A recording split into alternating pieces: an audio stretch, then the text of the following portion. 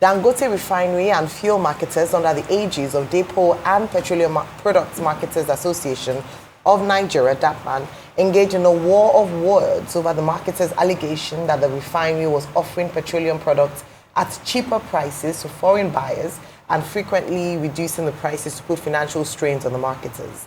This is in line with the Independent Petroleum Marketers Association of Nigeria, DAPMAN's directive to its members who have yet to register with the Dangote Refinery to do so immediately ahead of the commencement of direct fuel supply on Monday.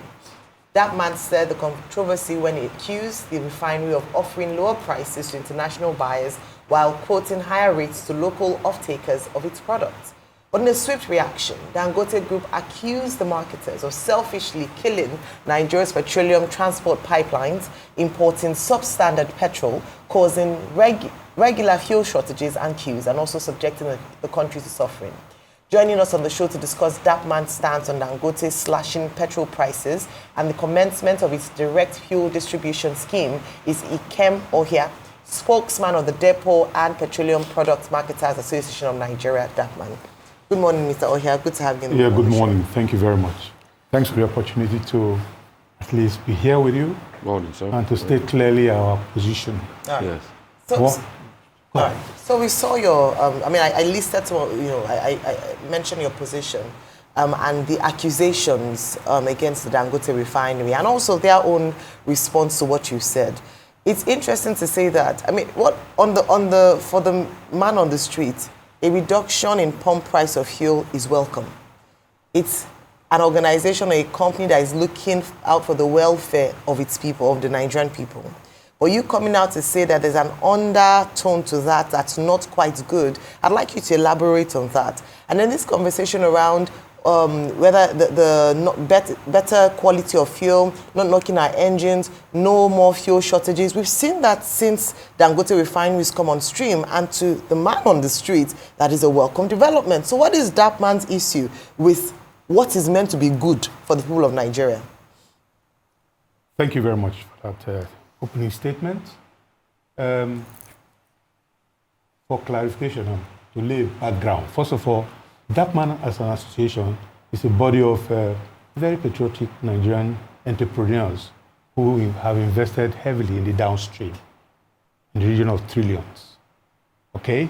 And the key thing here is we have a situation at hand which we need to put out to the public here. We have reached out to Dangote on a number of occasions. We've tried to collaborate with him to ensure that the benefits of having that wonderful refinery, which we supported, its establishment all along, trickles down to the ordinary man on the streets. But for reasons best known to the management of Dangote Refinery, it's a business that we concede. So they are free to go ahead and lay out policies to guide their own business operations.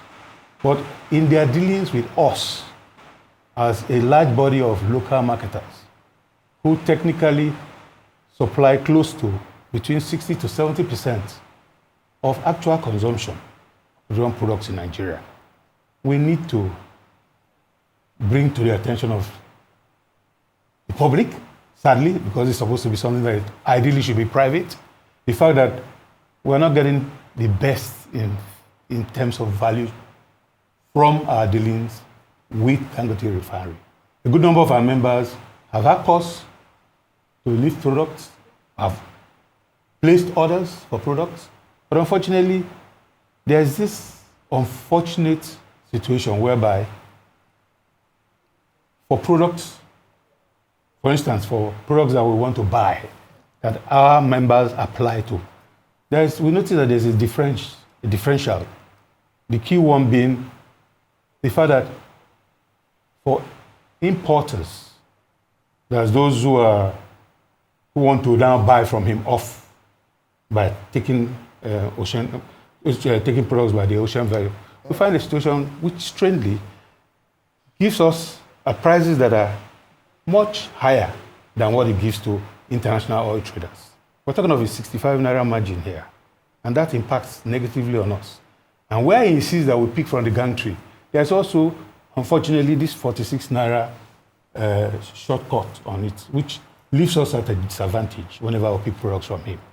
And on numerous occasions, sadly, on numerous occasions, we've had a situation whereby a marketer, a DAPMAN member, for instance, takes products from Dangote Refinery, okay, books an order, collects the products. By the time he gets to his own depot for him to now sell to his customers, Dangote does what? He drops prices.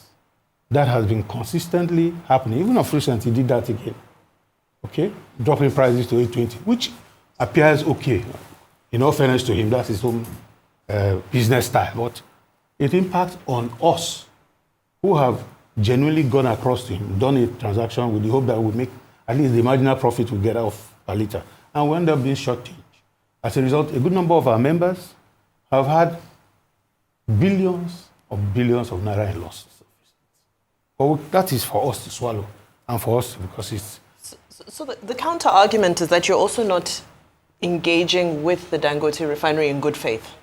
That there are a number of other practices that can almost be categorized as sabotage that the marketers are engaged in. This is the conversation. With due respect, that's not true. So let's clarify that. Let's clarify allegations that you prefer to deal with substandard fuel. Let's look at allegations that you're sabotaging the delivery pipelines. The delivery lines. Because this is where the conversation is currently. And this is a horrendous allegation. Those pipeline issues, the vandalization of pipeline issues, took place way back in the 1980s and 1990s. In fact, the contrary is the position. We, as DAPMAN members, came in at a time that Nigerians had a situation whereby they were experiencing fuel scarcity and queues all over. Why? Because of these disruptions. We had absolutely no hand. Most of us came in much later. Most of these private depots were established from, say, 1999. Okay? And they came in to act as a stopgap measure, and it has helped a lot. Since the establishment of all these depots all over the country, in Lagos, Calabar, Warri, Port Harcourt, it has succeeded in, over time, plugging the gap, supply gap. That is one. So that is a horrendous allegation which has absolutely no basis in either reality or facts. I mean, I challenge the gentleman who made that statement to come up with credible evidence of such. That is horrendous, and that is not true. As I said, the reverse is the case. We stepped in at a time when this country had problems. I've been in the industry for over 40 years now. Okay. We stepped in at a time that this country needed a DAPMAN setup. That's depots privately owned by Nigerians. Guess what? Most of these entrepreneurs had to go and borrow monies to build these depots. Okay. At that time, the cheapest depot would cost you between 4 to 5 billion to construct. And these are all investments made by Nigerians. Okay. And that is one. Then on the issue of quality, that is a key issue which must happen. It is ridiculous to say that we bring in products or some other products to sell. No. If you know this industry very well, it's highly regulated. And we must give credit to NNDPRA, the regulator, because in each depot and in each installation, including Dangote Refinery, they have staff there. And if you understand how the supply chain comes in, let me take an import, for instance, of a cargo of, say, 30,000 metric tons, a commercial cargo of, say, PMS. The importer, before he even raised his bill of lading, must be accompanied by what? One, a certificate of quality with test results from its source, a certificate of origin, and then when the mother vessel gets here to supply whichever of the marketer's daughter vessels. Okay. A test is carried out. Okay. The test is carried out right there on the high seas before a product is transshipped to the Nigerian vessel that will bring it inwards, the delivery vessel. Okay. And such are witnessed by various bodies. And such tests are carried out by internationally accredited organizations that ensure, and this is critical, ensure that the quality meets up to standards and such products are on spec.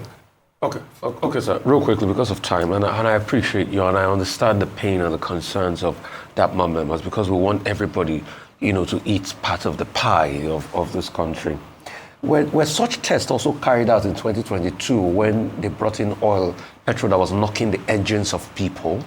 And what happened to that test in 2022 when that happened? Because the people that suffered that incident of substandard fuel brought in, they've not still recovered from it till date. Secondly, some part of the Dangote's argument is the fact that it's pretty much saying that you people have had a good run all this while, and that's why you try to mitigate whatever they are doing in their refinery.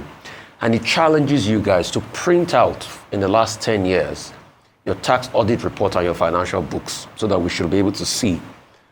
He said you guys also made a claim that oil is cheaper in Togo than in Nigeria. I also debunked the claim that petrol is more expensive in Togo than it is in Nigeria. He also talked about, all sorts of sharp practices. And the argument is that things do not just favor you guys and DAPMAN, and that's why you're doing all of this. That's what he said in his arguments today in a response to DAPMAN's misleading press statements. That's what Dangote is saying here. So can you tell us, was that test carried out in 2022 when NNPC brought in petrol that was knocking the engines of Nigeria?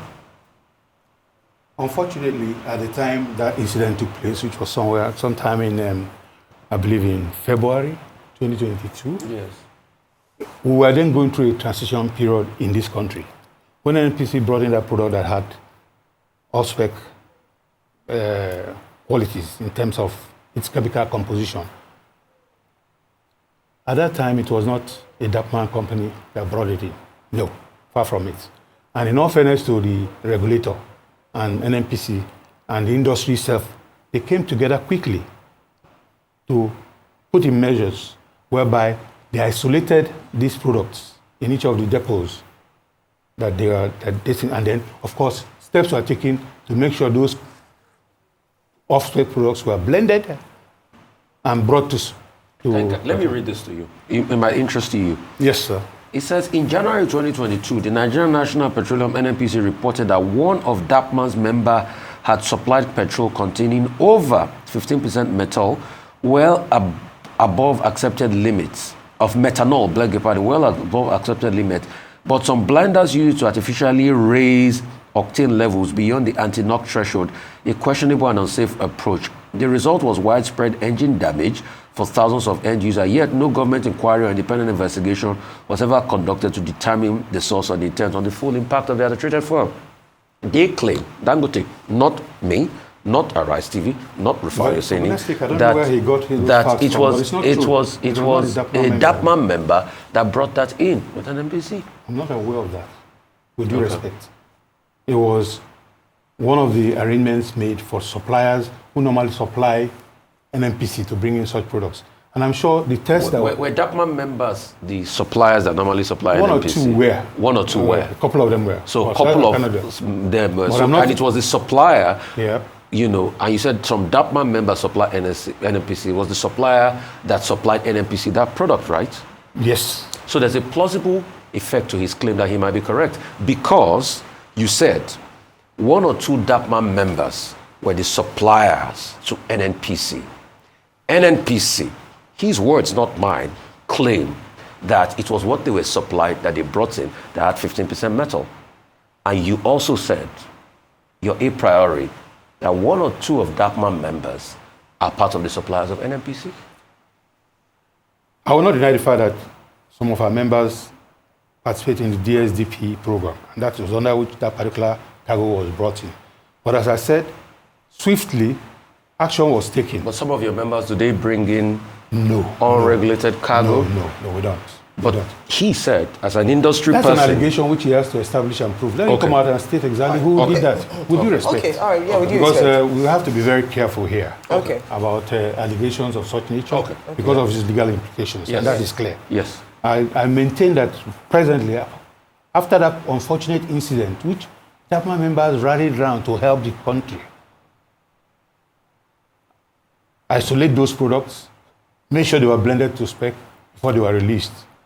We worked hand in hand with government at that time in collaboration with all the agencies concerned and make sure we assisted to reduce the effect on and impact of that particular cargo. Okay, that's one. You said you also said in your press. Okay, I think you've answered that. I think he should also bring out evidence. Yeah, let him bring out evidence. Let him name exactly who brought it. Okay, and that's a challenge to Dangote. Yes. You said you also said in your president. I'm so sorry. I'm so sorry. You said you also said in your president. People made allegations that petrol was more expensive in Nigeria than in Togo. That is not so, and all of that because it was responding to your press statement. I cannot remember where we specifically stated that petrol was cheaper in Togo. No. What we're alluding to was the fact that when we now import products, most of the time we take them off lobby, okay, from those importers, as I said, that he sells to at a lower price. And that's 65 naira differential, which, of course, makes sense for us in the long run to go to them to pick. And that's where we came with that particular conclusion. So what you're saying is that Dangote Refinery is responsible for you importing, for the increase in importing, despite the fact that we have a refinery that is able to meet local production. Is that your claim this morning? I claim specifically is that we have evidence that he sells to international suppliers at that differential. So it makes sense for us, instead of us. And most times when we go to him, when we apply, with due respect, he hardly ever complies with our Okay, I'm sure they will respond to that particular No, of course, they have to. Yes, they will respond to that because these are strong allegations. Because what has often been said and has been established again and again by the refinery is that they have done made a lot of policies in the best interest of Nigerians. So this is a big indictment if indeed you're saying that they sell, and I'm looking forward because they usually would respond robustly. But there's this secrecy around Nigeria's consumption, which after the removal of fuel subsidy, we're supposed to now have a true picture of how much Nigerians actually consume when it comes to PMS, to even justify this importation, because according to DAPMAN, Dangote only meets 35% of Nigeria's needs. But how can you know 35% of a number that is shrouded in secrecy? How did you come up with the number of 35%? Because if we know the actual consumption, we can know where we're starting from. Why this heavy importation? This is forex that can go to other uses for Nigeria's benefit. But you're using it to import petrol when Dangote Refinery is able to meet local production, local need. Well, with due respect, we have to debunk a fallacy to start with. Okay. We, as marketers, are not the ones who should provide. No, you're not, but I'm sure by your interest, you'll be interested in the number. We are definitely interested. Yes. And we tender data and returns to the regulatory body, that's NNDPRA. Yes. So ideally, they are the ones that are better placed with all the figures they get from various sources, not because we're not the only ones that are marketers, to now establish what might be the national daily consumption. Okay. But let's be very frank. Dangote Refinery, most people forget that he established that refinery purely as an export refinery, primarily as an export refinery. And he imports, most times he imports some of the crude he uses, quite a good quantity of it. And naturally, he imports these things and he will want to sell. That's why, to his credit, he exports quite a good quantum of those products to various markets all over the world now, presently. That is salutary, because in the sense that whatever he spends in importing those cargoes, as a good businessman, he gets his returns by also exporting. Figures do not lie. And like my good friend here always emphasizes, empirical figures are there. I'll give you an example. In the month of June, we consumed PMS, a total of 1.4 billion liters of PMS, out of which Dangote Refinery only supplied 455 million liters inland into the country. That is verifiable. These are not figures that I quoted from the skies, though.